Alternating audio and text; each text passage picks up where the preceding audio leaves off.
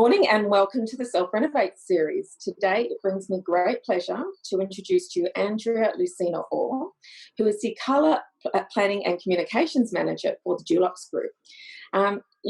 Andrea has an extremely strong background in colour and design, and she presents at many industry conferences, some of which you may have attended.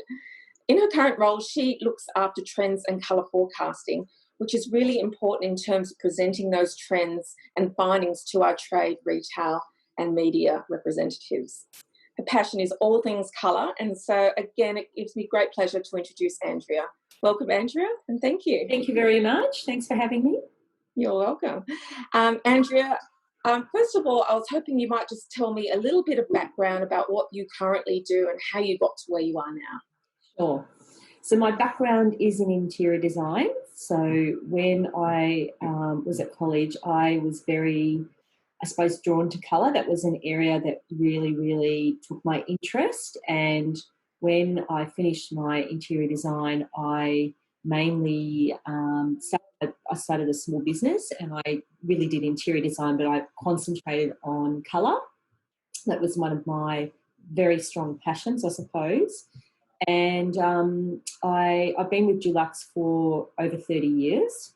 Wow. With the Dulux Group.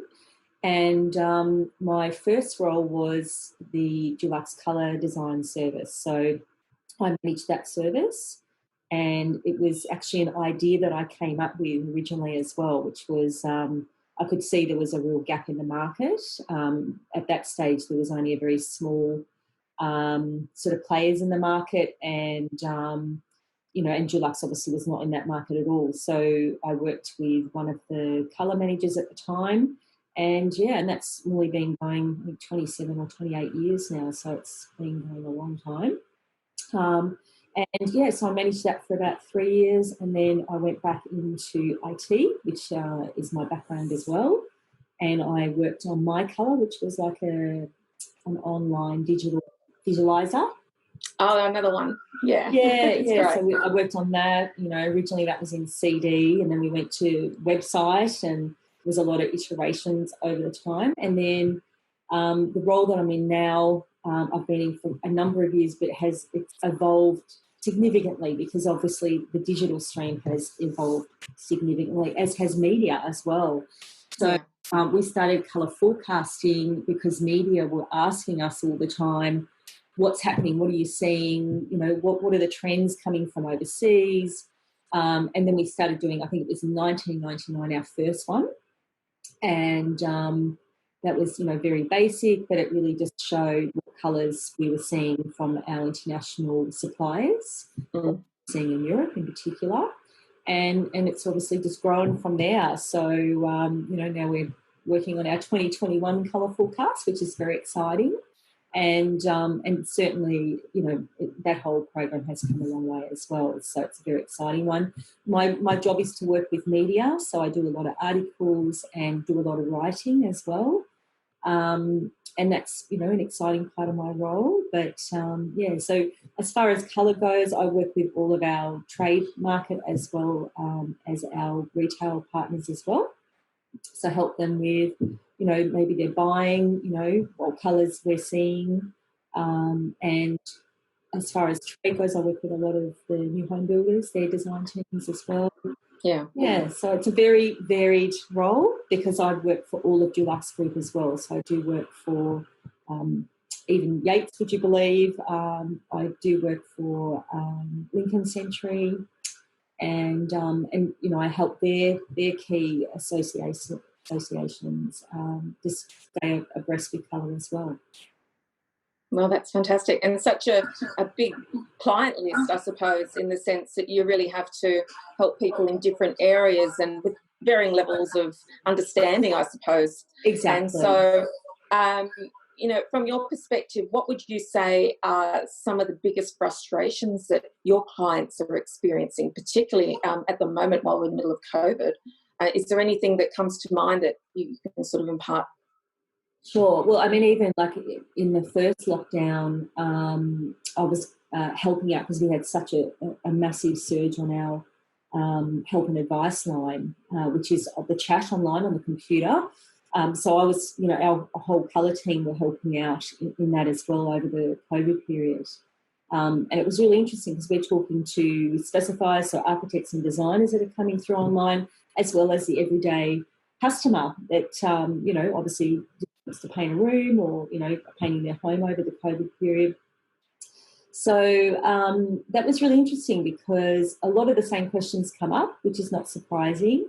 Often it is they're stuck on what white because obviously there's a lot of undertones in whites, and depending on what the surrounding colour is and what the lighting is, it can vary quite dramatically. So helping people with whites was one thing. Another thing is exterior colour. What works with colour-bomb colours is a really common issue as well.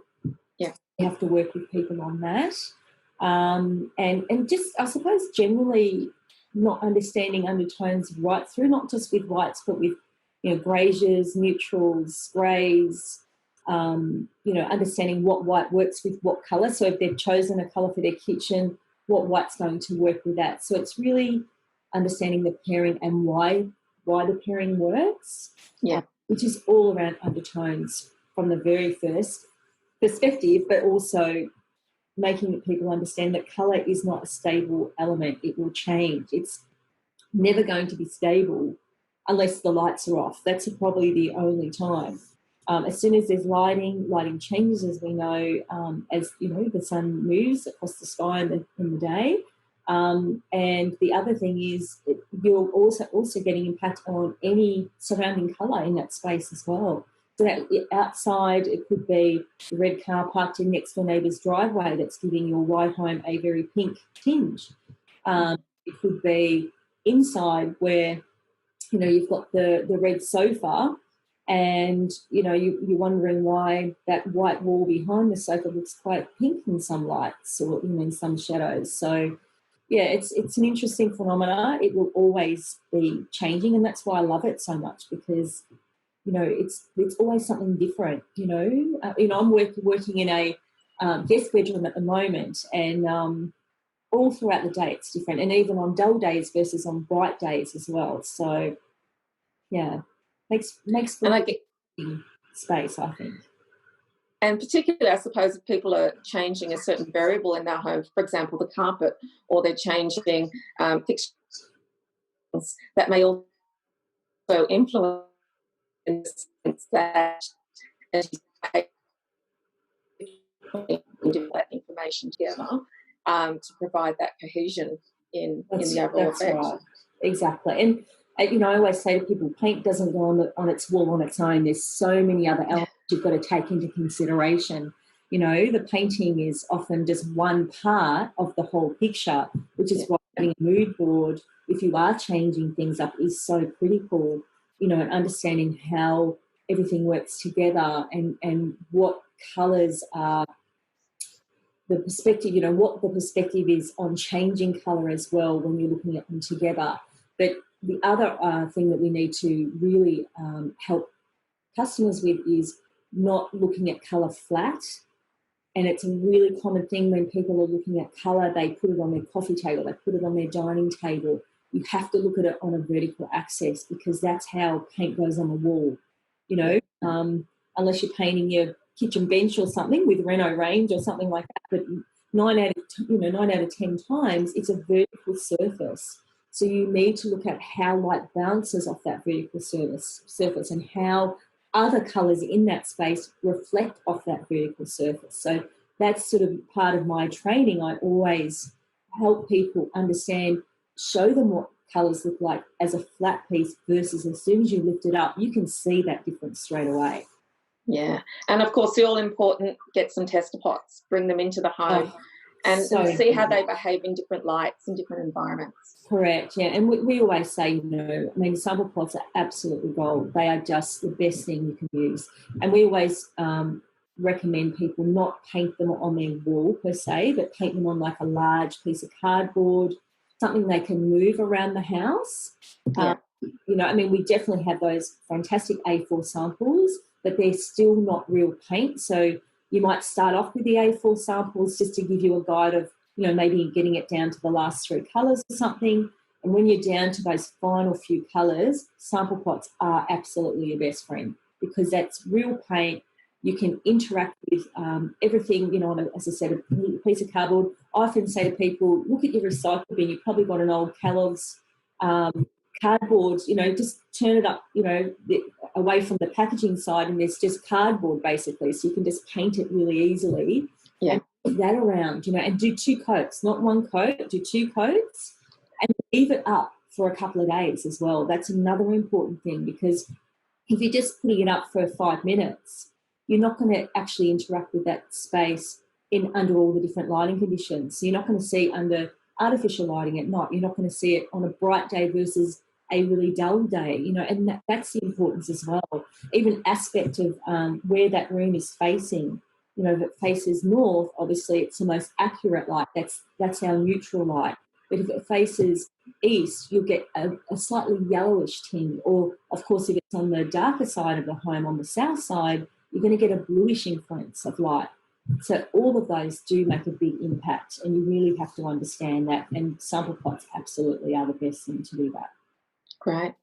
One thing I'm keen to explore, Andrea, is if you go onto the Dulux website, what you'll find are any number of videos and really interesting and helpful pieces of information to help people get comfortable with the idea of playing with different colours and textures, and the incredible range of suede effects and metallics and things that people may not have thought to use, perhaps for a feature wall or just to create a point of interest. So what are you noticing in terms of, as your role as a forecaster, in some of the trends that are coming through now and are proving to be very popular, things people can do at home? Absolutely. Well, I mean, definitely what we've noticed, and this is probably very out for now, but even when we did our 2020 forecast, what we found is anything that's sort of earth-based, so very pared back or neutral colours, are really, really popular. It's not unusual in Australia, but I think it's become even more so. People are more passionate. Obviously, the environmental side is pushing that, but also people's wellness and you know, so critical in stages of, you know, isolation where you're in your home so much now, is to be surrounded by colours that soothe you and calm you, and something that makes you feel happy as well, because there's no point living in a space that, you know, you've decided on white walls because it's easy to sell, but you might be in that home for 10 years. It's got to be something that relates to you and connects you to the space. That's what I always say to people. You know, you might want to start with your white walls or your soft greyish walls or something like that, but build on them to connect you to the space and also to help you feel like the space is different. So in this space, I have a blue wall and it makes me feel really calm. I just have to look at that wall during the day and it makes me feel a little bit happy seeing that colour. It's amazing. Whereas if I go into my kitchen, I don't have blue at all in that space. So it straight away it gives me that sense of, this is not my workspace. This is my workspace. So it gives you that differentiation in functionality of space. And at the moment, that's so important. You know, you don't want to be reminded all the time when you're at home that work's only 5 steps away. You know, you want to have that separation. It's really important to our mental health as well. Right. Yeah, there's a whole psychology of colour that, as you say, is important for people to think about in terms of how they want to use a particular space. Is it to create that calming environment in the home office or the bedroom, or something that's a little bit more vibrant, perhaps in the central living zones? So absolutely. They're the sorts of things. Yeah, they're the sorts of things people can take into consideration when they're choosing their palette. Is not to chop and change, I suppose, because you do want that sense of cohesion through the property. But in doing so, you can start to experiment a little bit more with colour to pick up on the environment you're trying to establish. Absolutely, yeah, and it's also got to be what you want. You know, one of the things when people ask me, what's the top 3 things that you would say to someone when they're choosing a scheme? My number one thing is it has to be your decision. Unless you're working with a professional, that's a different thing because you work together. But ultimately, it's still the client's decision, you know, and it has to be because they're not going to be happy otherwise. But if you're, you know, getting ideas from friends, neighbours, family, they don't live in your home. You live in your home. And, and often I hear, and I've done, client consultations before where people say, no, I chose this white because it was in my friend's place and I've got it and it looks blue.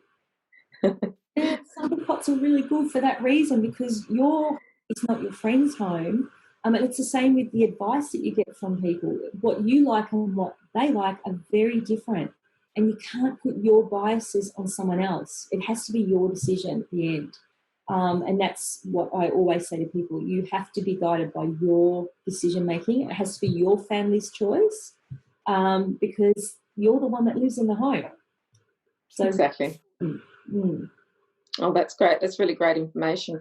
What, if I was to ask you, would be some good tips that you can provide to people, particularly if they're spending more time at home at the moment and maybe want to start to undertake some of those projects, or if they're in fact thinking of selling the property and want to undertake a bit of a cosmetic renovation and get the property looking at its best potential for selling? What would be some things that you could advise that people can take into consideration and maybe adopt, particularly in reference to some of the trending information that you've been talking about?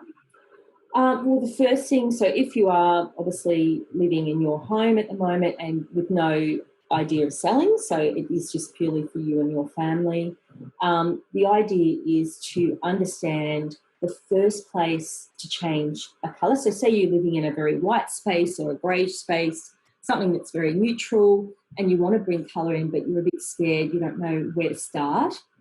We always recommend a master bedroom is a fabulous place to start. One, it's your personal space. You don't often get the masses walking through your bedroom. It's a space where you want to relax. So when you go there at night, it's your space. You want to feel a certain way. And I just find that's where you can really experiment on colour as well, because no one's judging you in that space as well. It's not a walk-through area, anything like that. So that's an area that I would always start with. And whether you want to just do a feature wall behind the bed, that's fine too. Or if you wanted to do all four walls, it's really a personal choice. But what I find, that gives people a lot of confidence once they've done that and they've lived it and they get that feel. Oh yeah, it doesn't make you feel different, And I always say to people, once you live in colour, you can't go back. You get that feel of how it makes you connect to the space and how it makes it personalise that space as yours. You can't go back to being in white and grey. It doesn't work. So I think what it does, it encourages you to experiment in other spaces as well. And that might just be, a little nook in your kitchen. It might be where your study desk is or your computer sits. It might be in a kid's room. You might decide to do a little pretend dado rail or something like that, just a split colour. That's fine too. You don't have to have high volumes, but just bringing in colour, it does add to the space. And it, not only from a psychological perspective, also from a physiological perspective as well.